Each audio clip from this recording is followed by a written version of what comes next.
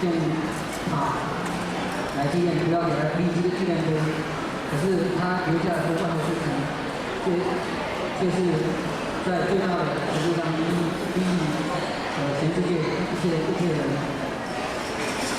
在王法圣人以前是一个大陆的州立医院，我们现在所用斋的地方，这个斋堂，在很早以前，刚刚建立的时候，如来寺，他们是在如来寺里面，用餐的。如来寺也就是南洞的这个地方，以前本来是一所精神病院，在每个房间里面，住的是精神病患者，很多是犯罪的人。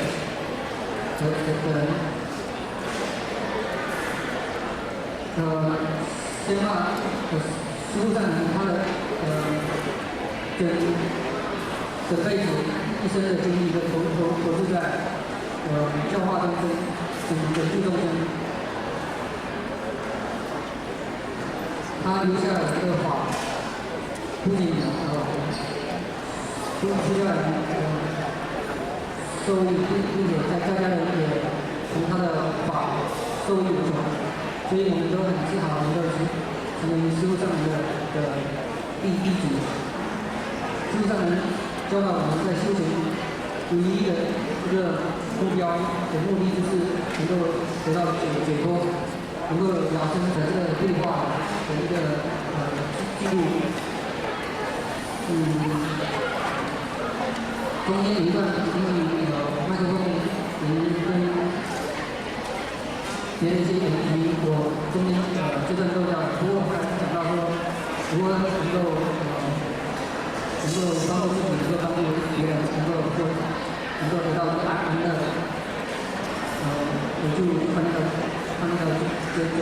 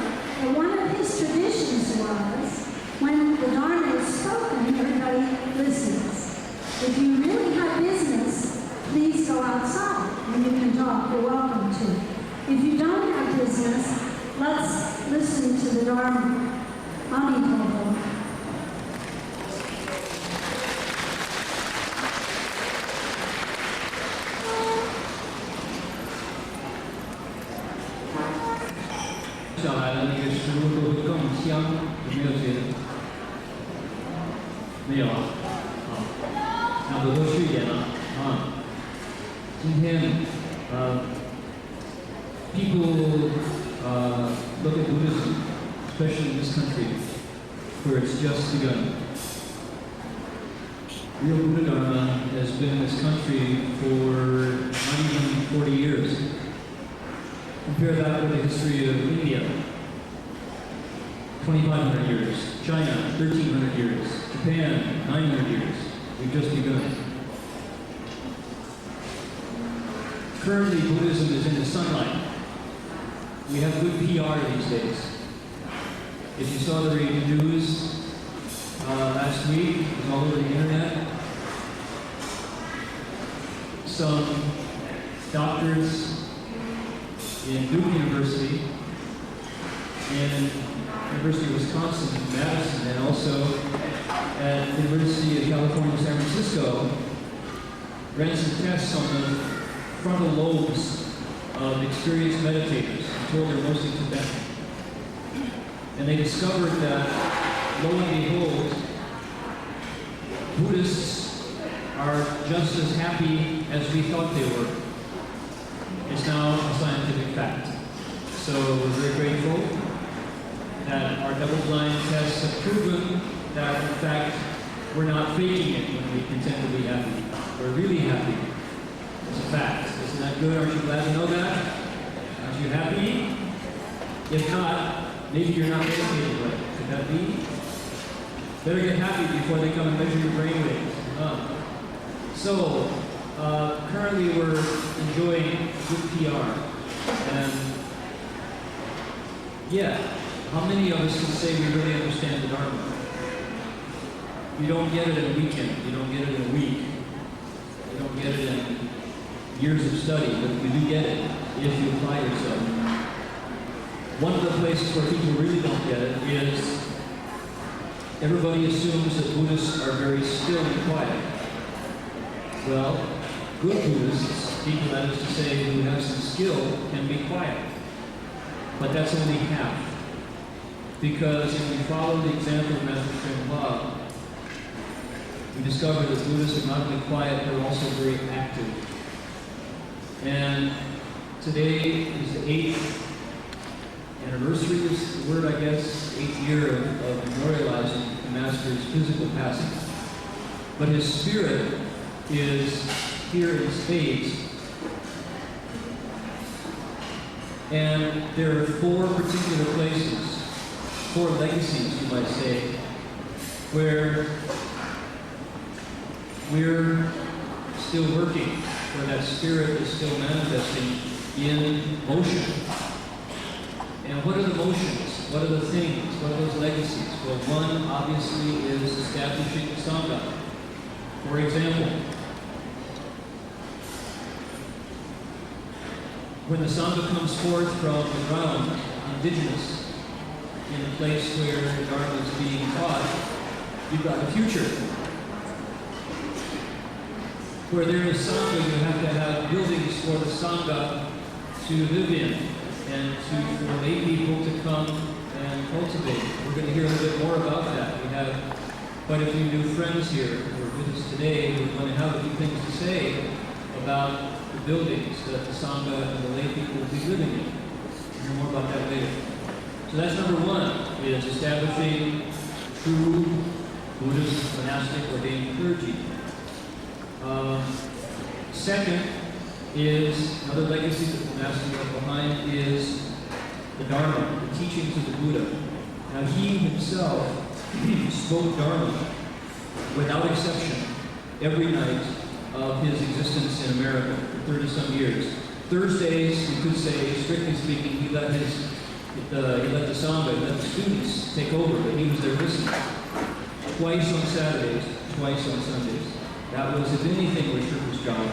We saw that. A lot of energy went into explaining teachings. So he has left that legacy.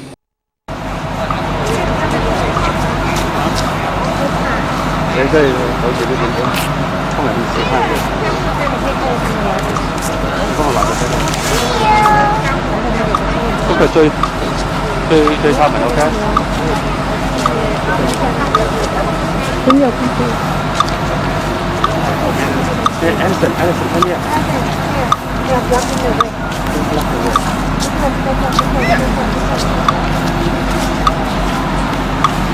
Anderson, Nicholas.